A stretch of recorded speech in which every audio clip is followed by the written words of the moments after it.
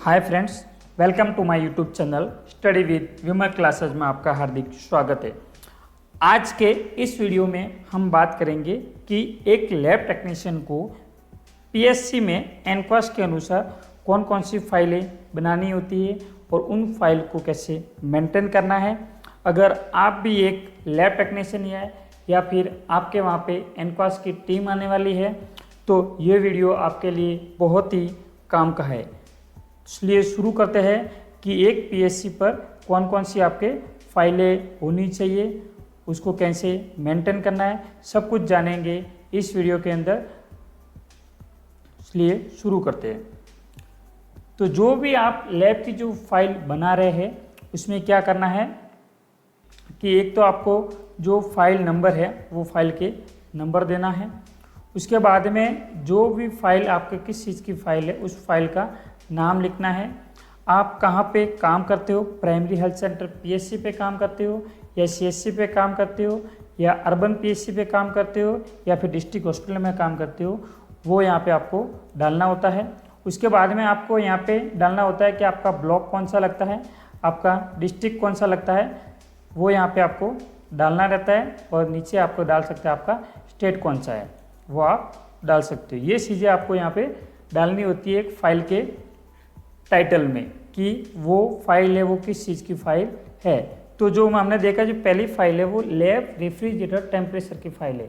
इस फाइल में क्या होता है कि जो भी आपके लैब के अंदर जो रेफ्रिजरेटर होता है उसका टेम्परेचर मेंटेन करने के लिए ये फाइल को बनाया गया है। इसमें आपको जो लैब के अंदर रेफ्रिजरेटर का 2 टाइम्स टेम्परेचर लिखना होता है अपने को, वो टेम्परेचर की फाइल इसके अंदर अपने को मेंटेन करनी होती है उसकी फाइल को। नेक्स्ट बात कर लेते हैं कि इसकी फाइल में जो है external quality file. External quality control में क्या होता है कि जो भी आपके लैब के अंदर पीएससी में जो भी आपकी जांचें होती है उस जांच का जो रिजल्ट आता है वो किसी दूसरी लैब से आपको जांच करवानी होती है। दोनों का सेम रिजल्ट आने पर दोनों की जो रिपोर्ट की कॉपी होती है वो इस फाइल के अंदर आपको फाइल करनी रहती है। सेकंड नंबर की फाइल है एक्सटर्नल क्वालिटी फाइल। नेक्स्ट बात कर लेते हैं HIV कांस्टेंट फॉर्म। आपके लैब के अंदर जो भी आपके मरीज का जिस भी मरीज का आपके HIV टेस्ट कर रहे हैं उस मरीज को आपने उसको बताया है कि इसका प्रोसीजर कर रहे हैं आप और इसका टेस्ट कर रहे हैं, तो उस मरीज के द्वारा आपका जो HIV का कांस्टेंट फॉर्म है उस पर सिग्नेचर ले जाता है और उस फॉर्म को इस फाइल के अंदर आपके फाइल कर दिया जाता है। नेक्स्ट फाइल की बात करते हैं मंथली लैब रिपोर्ट। जो मंथली लैब रिपोर्ट है, जितनी भी लेबोरेटरी के अंदर जो भी जांचें हो रही है, जितने भी मंथली रिपोर्ट बन रही है, वो सारी रिपोर्ट की कॉपी है वो इस फाइल के अंदर आपको फाइल करना रहता है।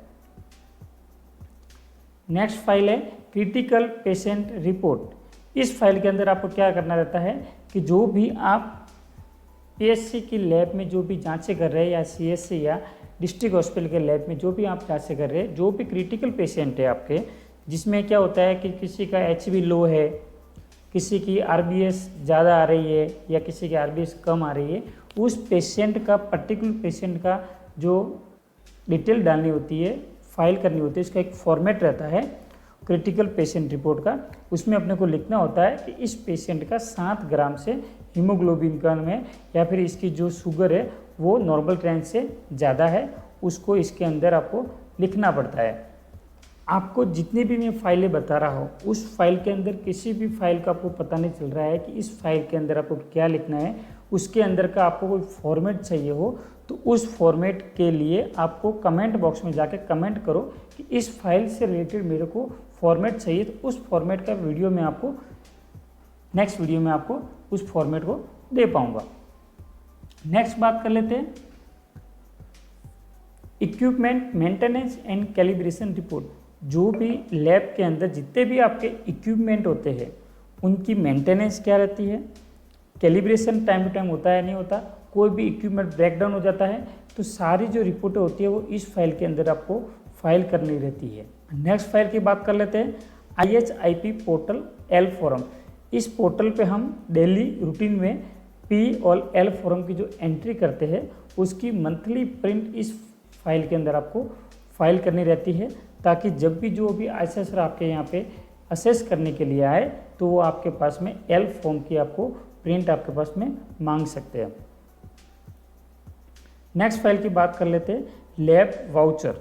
इसमें क्या रहता है कि जो भी आपने लैब से जो भी डिमांड की है, या सब स्टोर से किए, या आपके जो आप पीएचसी का स्टोर है वहाँ से किए, आप या डिस्ट्रिक्ट हॉस्पिटल से किए, या फिर कोई आपके सीएचसी जो आपके सीएचसी लगता है वहाँ से कोई आपने डिमांड की थी, उसका जो जितने भी जो लैब वाउचर आते हैं वो लैब वाउचर इस फाइल के अंदर आपको फाइल करने रहते हैं। नेक्स्ट बात कर लेते हैं, laboratory indent file. Laboratory indent file के अंदर क्या रहता है कि जो भी आपने सीएचसी, डिस्ट्रिक्ट हॉस्पिटल या फिर किसी भी लोकल एजेंसी को आपने इंडेंट किया है किसी भी चीज़ की रिक्वायरमेंट के लिए कि आपको इस चीज़ की ज़रूरत है इस लेबोरेटरी के अंदर, वो आपको इसको डिमांड मांगी है, उस डिमांड की जो कॉपी है वो कॉपी इसके अंदर आपको रखनी है उस फाइल के अंदर, इसलिए इसका नाम है लेबोरेटरी इंडेंट फाइल। मतलब एक लैब टेक्नीशियन उसको किस किस चीज़ की ज़रूरत है, वो किस चीज़ के लिए इसको इंडेंट कर रहा है, उस फाइल को, उस कॉपी को इस फाइल के अंदर रखना है। नेक्स्ट बात कर लेते हैं, daily request form. Daily request form file के अंदर आपको क्या करना रहता है, एक डॉक्टर जो भी जितने भी टेस्ट लिखता है, ठीक है, वो टेस्ट की जो रिक्वेस्ट फॉर्म होता है वो रिक्वेस्ट फॉर्म आपको इस फाइल के अंदर फाइल करना रहता है, ताकि पता चले कि डेली रूटीन में कितने पेशेंट की टेस्टिंग हो रही है और कौन कौन सी टेस्टिंग हो रही है, वो इस फाइल के अंदर आपको उस फॉर्म को फाइल करना है। नेक्स्ट बात कर लेते हैं, MF2। अब MF2 फॉर्म क्या है, ये एक मलेरिया का फॉर्मेट है जिसमें क्या करना होता है, जो भी आपके सेक्टर के जो ANM या फिर जो भी आशा है वो जो आपकी स्लाइडें लेकर आती है, वो स्लाइडों का जो एक फॉर्मेट रहता है उस फॉर्मेट को इसके अंदर फाइल करना होती है कि इस करंट मंथ में आपके सेक्टर से जो भी ANM आशा ने आपको स्लाइडें दी है उस स्लाइड का जो रिकॉर्ड रहता है इस फाइल के अंदर एंटर करना रहता है। इसी फाइल का जो फॉर्मेट भी आपको चाहिए तो आप मेरे को कमेंट बॉक्स में लिख सकते हैं कि मलेरिया का फॉर्मेट MF2 फाइल का फॉर्मेट हमको चाहिए, तो उसका भी वीडियो में आपको नेक्स्ट वीडियो में आपको बता दूंगा। नेक्स्ट बात कर लेते हैं MF11। अब MF11 क्या है, MF11 में क्या करना रहता है आपको कि जो ये भी मलेरिया का ही फॉर्मेट है, इसमें क्या करना है, जो वीकली रिपोर्ट रहती है आपकी मलेरिया की, जो वीकली रिपोर्ट रहती है वो आपके जो भी मलेरिया इंस्पेक्टर है आपको उनको फॉरवर्ड करनी रहती है कि MF11 में वीक में अपने पास में इस सेक्टर से इतनी स्लाइडें आई है, इस PSC में इतनी स्लाइडें हुई है, ये सारी चीज़ें MF11 के अंदर आपको फॉर्म के अंदर फाइल करनी रहती है। नेक्स्ट बात कर लेते हैं MF4 एंड MF5।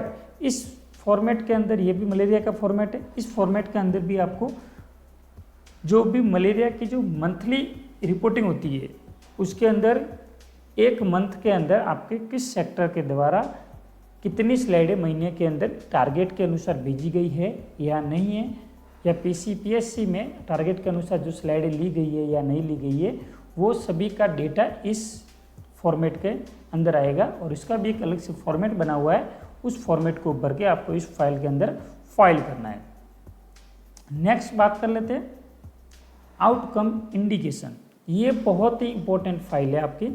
इसमें क्या होता है आउटकम इंडिकेशन के अंदर कि जो भी आपने एनक्वास के अकॉर्डिंग जो भी आपने काम किया है, तो मंथ के एंड में आपको एनक्वास की टीम को आपको रिपोर्ट करना रहता है कि हमारी लेबोरेटरी के अंदर इतने पेशेंट की जांचें हुई है, इतने 7 से कम हीमोग्लोबिन थे, 1000 की पॉपुलेशन में इतनी जांच हुई है, सब कुछ जो डेटा है इसका एक फॉर्म है, वो फॉर्म में आपको नेक्स्ट वीडियो में दे दूंगा कि आउटकम इंडिकेशन के अंदर आपको क्या क्या लिखना रहता है। उस डेटा को लिखने के बाद में आपके जो भी MOIC है उसको आपको रिपोर्ट करना रहता है। वो MOIC एनक्वास की टीम को आगे फॉरवर्ड करेंगे कि इस डिपार्टमेंट के अंदर से ये आउटकम इंडिकेशन है। उस फाइल की कॉपी को इसके अंदर आपको संभाल के रखना है और फाइल करना रहता है। नेक्स्ट बात कर लेते हैं कि lab literature and lab user manual. अब इसमें क्या करना रहता है, जो भी आप एक लेबोरेटरी के अंदर जितने भी आपके कार्ड टेस्ट हो रहे हैं, मैन्युअल जो आप जितने भी आप मैन्युअली टेस्ट कर रहे हैं, जो भी मशीन के द्वारा जो टेस्टिंग की जाती है उन सभी का एक लिटरेचर और मैनुअल होना चाहिए कि उस टेस्ट को आप कैसे परफॉर्म कर रहे हो, एक स्टेप बाय स्टेप प्रोसेस के अकॉर्डिंग प्रोसेस कर रहे हो या नहीं कर रहे हो, वो सभी लिटरेचर की कॉपी इस फाइल के अंदर आपके होनी चाहिए। जैसे कि सेंट्रीफ्यूज आप कैसे यूज कर रहे हो, हीमोग्लोबिन का जो मशीन आप कैसे यूज कर रहे हो, जो कार्टेस्ट लगा रहे हो उसको कार्टेस्ट के अकॉर्डिंग आप उसका प्रोसेस कर रहे हो या नहीं कर रहे हो, वो सभी चीज़ों का जो यूजर मैनुअल लिटरेचर रहता है वो इस फाइल के अंदर आपको फाइल करना रहता है। नेक्स्ट बात कर लेते हैं एनक्वास की चेकलिस्ट।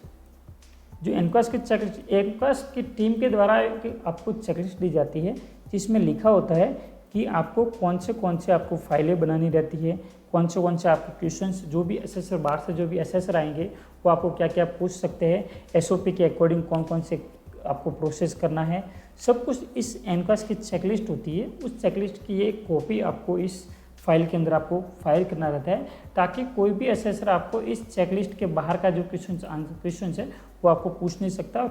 नेक्स्ट फाइल की बात कर लेते हैं एसओपी की, स्टैंडर्ड ऑपरेटिंग प्रोसीजर। जो भी लेबोरेटरी के अंदर जितने भी आप प्रोसीजर कर रहे हो वो एसओपी के अकॉर्डिंग हो रहे हैं या नहीं हो रहे हैं, एसओपी की कौन से प्रोसेस एसओपी के अकॉर्डिंग है, उनका क्या क्या प्रोसेस है, स्टेप बाय स्टेप पूरा प्रोसेस लिखा होता है लेबोरेटरी के अंदर। उस सभी की कॉपी, पर्टिकुलर टेस्ट की कॉपी इस फाइल के अंदर आपको फाइल करना रहता है। नेक्स्ट बात कर लेते हैं staff training certificate. Staff training certificate, अब इसमें क्या होता है कि जो भी आपके पीएससी पे जो भी टेक्नीशियन काम कर रहा है उस टेक्नीशियन की कहीं पे ट्रेनिंग यहाँ पे सीएससी स्तर पे या डिस्ट्रिक्ट लेवल पे या फिर सेंट्रल लेवल पे जो भी ट्रेनिंग होती है उस ट्रेनिंग का जो सर्टिफिकेट मिलता है आपको, उस सर्टिफिकेट की कॉपी को आपको इस फाइल के अंदर आपको फाइल करनी रहती है ताकि जो भी असेसर आपको पूछे कि आपने किस चीज़ की ट्रेनिंग ले रखी है तो उस फाइल से अंदर से आप उस सर्टिफिकेट को उस असेसर को बता सकते हैं कि सर मैंने इस चीज़ की आपको ट्रेनिंग ली हुई है। नेक्स्ट बात कर लेते हैं मलेरिया क्रॉस चेकिंग। मंथ के एंड में हम जो भी हमारे पीएससी में जितनी भी स्लाइडें हमने ली एक मरीज़ की, उस स्लाइड को हम क्या करते हैं क्रॉस वेरीफाई करने के लिए जयपुर और जोधपुर जोन में हम भेजते हैं। उसकी कॉपी भी आपके पास में होनी चाहिए कि आपने उस मंथ के दौरान कंप्लीट होने के बाद में मंथ में कौन सी संख्या की स्लाइडें भेजी है और कहाँ पे कितनी स्लाइडें भेजी है। उस फाइल के अंदर आपको स्लाइड की कॉपी रखनी है और जब भी आप स्लाइड की कॉपी रखो उस फाइल के अंदर तो उसके साथ में जब भी हम उस स्लाइड को हम जयपुर और जोधपुर डिस्पैच करते हैं तो उसकी जो बिल अपने को देता है, एक पोस्ट ऑफिस में जाकर हम जब डिस्पैच करते हैं तो उसका एक बिल आता है, उस बिल की कॉपी भी जेरॉक्स कॉपी भी इस फाइल के अंदर रखना रहता है अपने को। नेक्स्ट बात कर लेते हैं टीबी स्लाइड क्रॉस चेक। जो अपने पास में जो टीबी की स्लाइडें होती है उसको क्रॉस चेक करने के लिए अपने पास में 3 अनेक्जर होते हैं जिसमें पहला है अनेक्जर ए। अब अनेक्जर ए में क्या होता है, एसटीएलएस के द्वारा ये स्लाइडें चेक कर ली जाती है जो कि आपके सीएससी या पीएससी या डिस्ट्रिक्ट लेवल से जो भी आपके एसटीएलएस आता है वो क्रॉस चेकिंग स्लाइडें चेक करता है। जिसमें अनेक्जर ए में एक जनरल इन्फॉर्मेशन होती है जो क्या करता है कि एक चेकलिस्ट होती है एसटीएलएस के द्वारा कि कौन से कहाँ से डिस्ट्रिक्ट से आया है, जो भी है वहाँ पे लैब टेक्नीशियन वो ट्रेंड है या नहीं है, उसमें उसने ट्रेनिंग ले रखी है या नहीं ले रखी, उनके पास में कितनी पॉजिटिव स्लाइडें आई है, वो इस अनेक्जर ए में फाइल उनकी एक रिपोर्ट होती है, वो रिपोर्ट आपको देते हैं, उस रिपोर्ट को इस फाइल के अंदर आपको फाइल करना रहता है। नेक्स्ट फाइल है अनेक्जर बी। अब अनेक्जर बी में क्या रहता है कि रीचेकिंग में आपको जो भी एसटीएलएस रीचेकिंग कर रहे हैं वो एक ग्रेड देते हैं कि इसकी जो सारी स्लाइडें है वो नेगेटिव है या पॉजिटिव है, वो इस फाइल के अंदर आपको फाइल करना रहता है, वो भी एक आपको रिपोर्ट दे देते हैं। नेक्स्ट जो अनेक्जर है वो अनेक्जर डी है।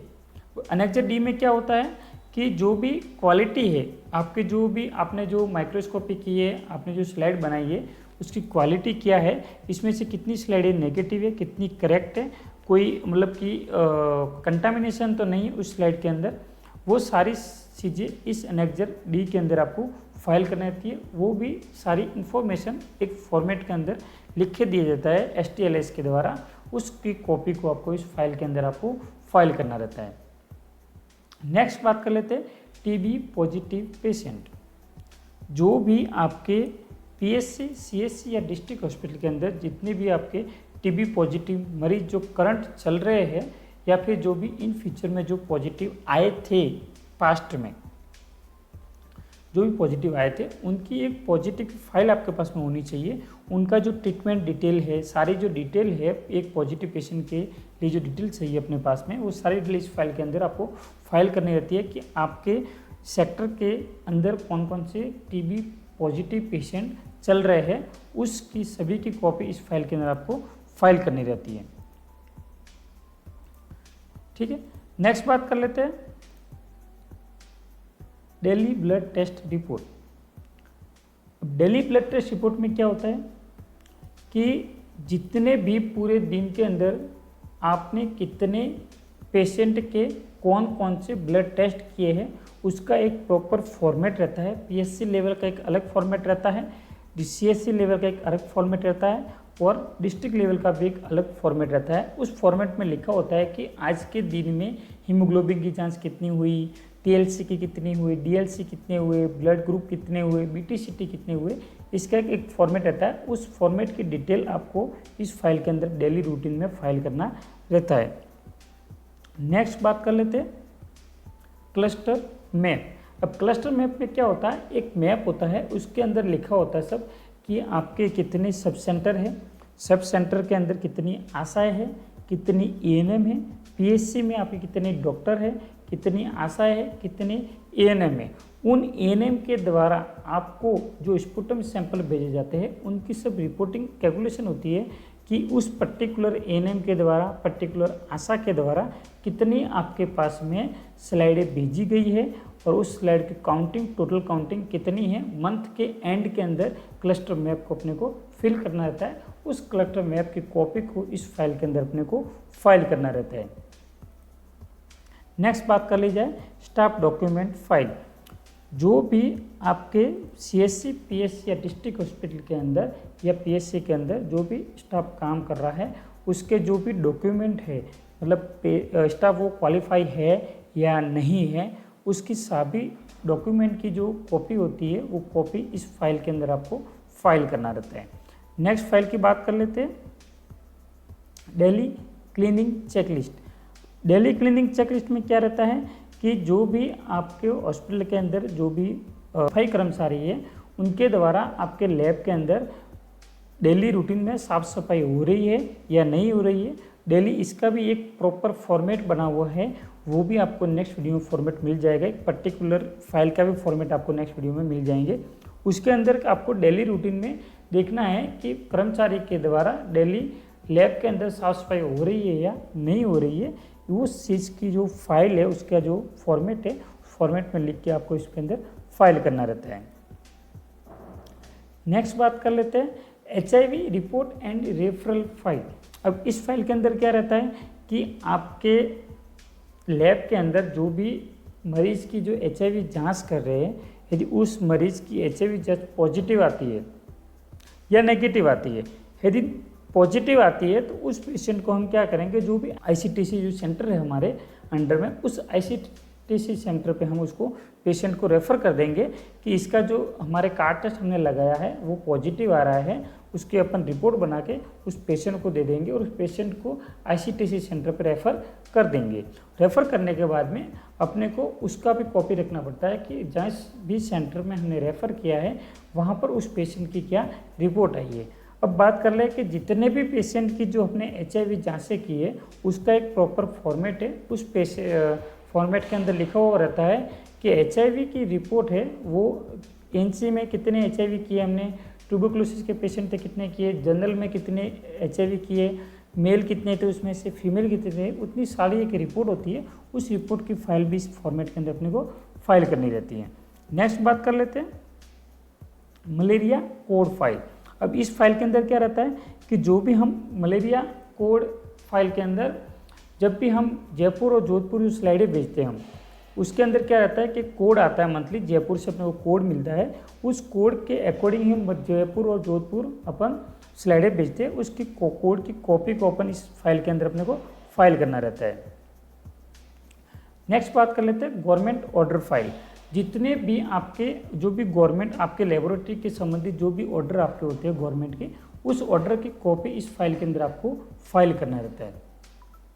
तो दोस्तों ये थी वे महत्वपूर्ण फाइलें जिसमें लैब टेक्नीशियन को एनक्वास के अनुसार पीएससी में बनानी चाहिए। अगर आपने सभी फाइलें सही से मेंटेन की हुई रहेगी तो आपकी जो लैब है वो एनक्वास में अच्छे अंक प्राप्त कर सकती है। अगर आपको लेबोरेटरी रजिस्टर का वीडियो भी चाहिए हो तो जिसको भी ये रजिस्टर वीडियो चाहिए, कौन कौन से रजिस्टर बनते हैं, कौन कौन से रजिस्टर बनाने चाहिए अपने को, उनका कैसे उपयोग किया जाता है, तो नीचे कमेंट में लिखे लेबोरेटरी रजिस्टर। मैं उस पर भी जल्दी ही वीडियो लेकर आऊँगा। वीडियो अच्छा लगे लाइक शेयर और सब्सक्राइब करना ना भूले। तब तक के लिए धन्यवाद।